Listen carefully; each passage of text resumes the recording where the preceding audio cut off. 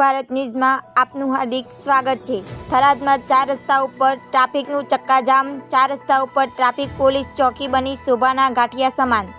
થરાદમાં એક બાજુ રોડના કામ ચાલુ છે, બીજી બાજુ ચારે તરફથી ગાડીઓ ભેગી થઈ થરાદના 4 રસ્તા ઉપરથી જ નીકળે છે, ત્યારે મોટી ગાડીઓને સિટીમાં પ્રવેશતા ટ્રાફિક જામ થાય છે।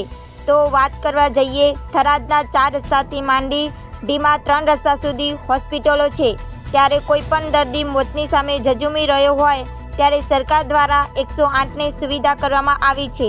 એક બાજુ દર્દી મોતની સામે ઝઝૂમી રહ્યો હોય ત્યારે જો આવું ટ્રાફિક હોય તો 108 ફસાઈ ગઈ તો દર્દીનું શું થાય?